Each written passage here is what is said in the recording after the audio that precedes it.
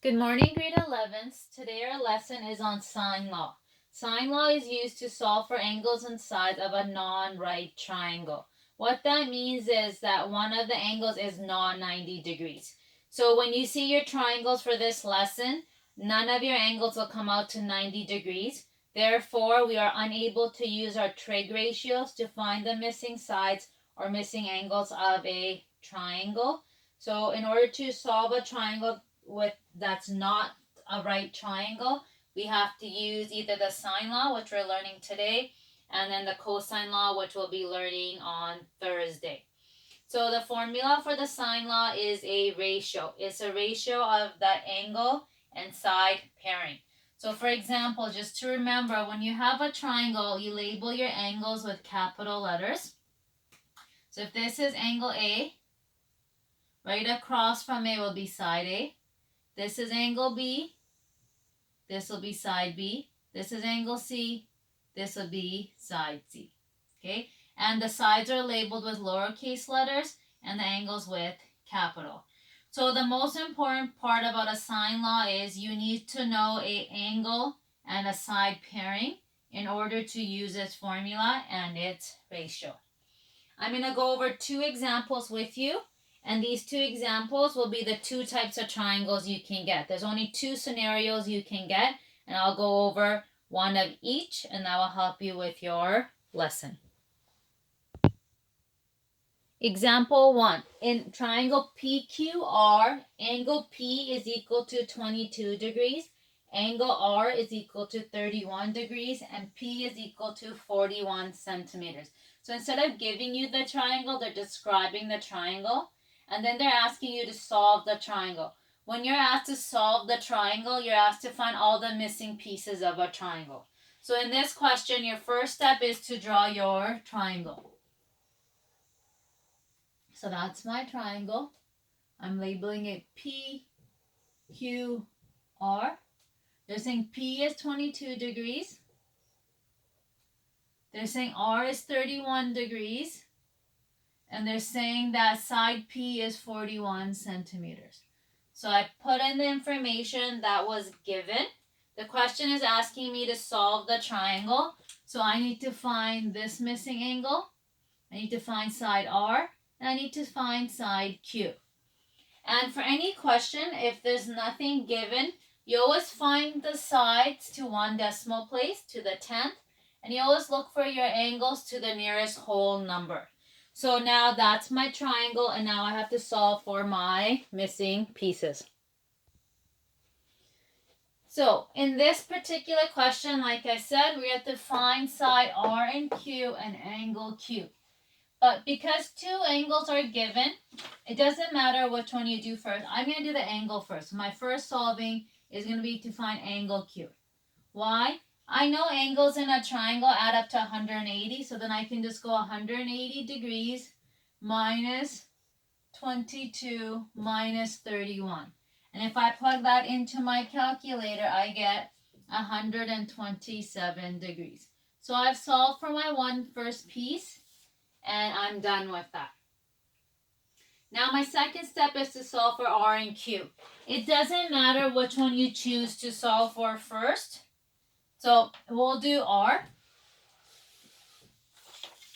So I want to solve for side R. And you see how I label everything, so it's easy for the teacher to read it and look at your work. So if I'm solving for side R, I have to use the angle side pairing that was given, which is P. So my formula is going to be sine P and P, because I know both of these, is equal to sine R over R. Okay, my next step is to plug in the information I know. Sine P is 22. My side is 41. Is equal to R is 31. So sine 31 over R. So I've put in all the information I know. It's a proportion. So to solve for my R, I'm going to cross multiply and divide. So my R is going to be equal to 41 times sine 31 divided by sine 22. If I plug that all into my calculator and to one decimal place, I should get 56.4 centimeters. And that is my answer to my R. So you see how it's nice and easy to read. I labeled it up here, I showed my work, and then I circled my final answer. And now my last piece of information to find is Q. So a lot of kids will be like, okay, I know two sides. Why don't we use Pythagoras? You cannot use Pythagoras. This is not a right triangle, so you cannot use Pythagoras. So we still have to use our sine law. So I'm looking for side Q. So I use the ratio that I know, which is sine P over P, which is equal to, now I'm looking for Q, is going to be sine Q over Q. So anytime you use a sine formula, you're always going to set it up with two ratios. One ratio, you're going to know the top and bottom. And then the second ratio, one piece of information will be missing.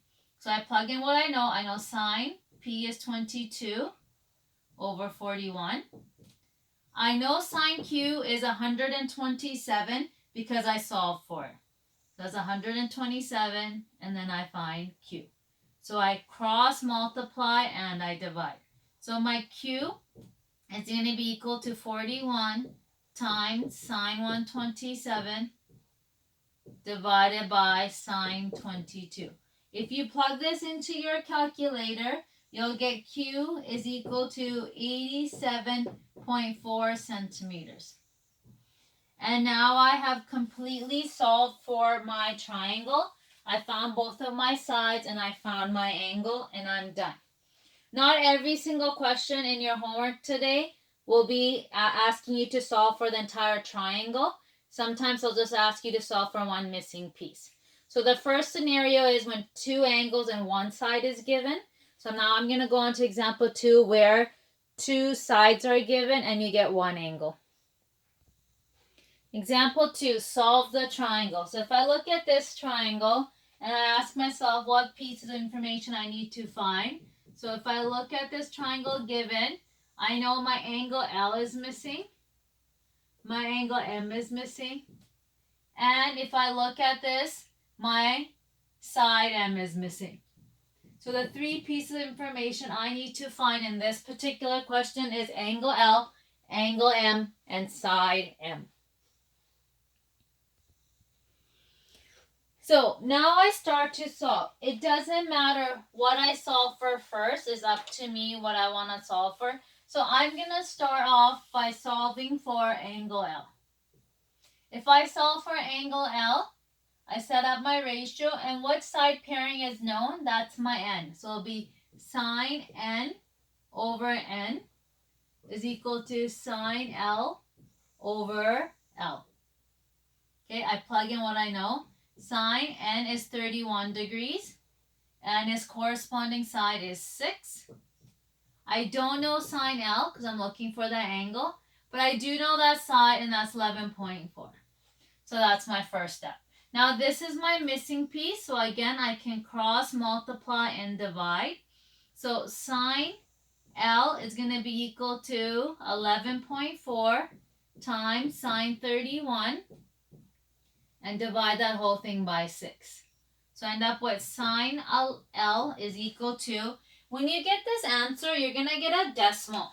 When you're getting your decimal, keep it to 5 to 6 decimal places. So I'm going to get 0.97857. The more decimal places you keep it, the more accurate your angle is going to be. If I round this, you're going to be off by your angle by a lot. So now I know the ratio of this. To find my angle, I have to use my second and my shift key, sine -1. So I have to go second, sine, and then plug in my ratio, which is 0.97857. And if I plug that into my calculator, I get 78 degrees. So now I know my angle M is 78 degrees. Now I know that M is equal to angle 78. I can figure out my angle L. Sorry, I made a mistake. I did that opposite. Hold on.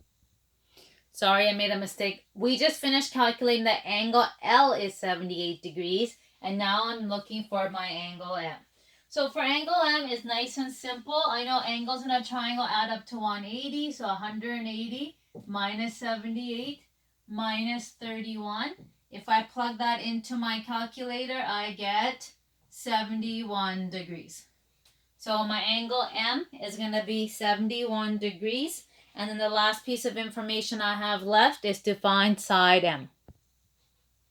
So again, now I'm looking for side M. I cannot use Pythagoras.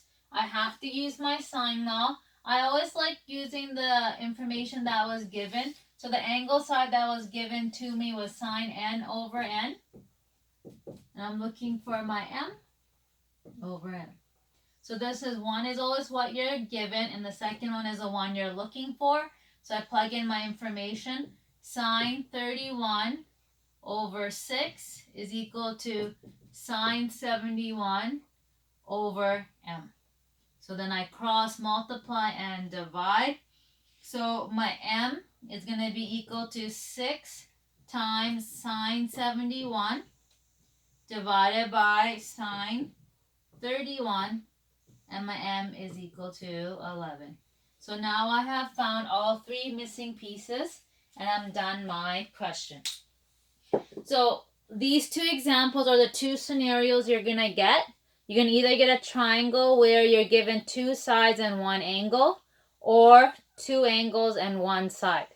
Okay? If you have any questions or concerns, please email me or send me a message on Teams. Good luck. Thank you.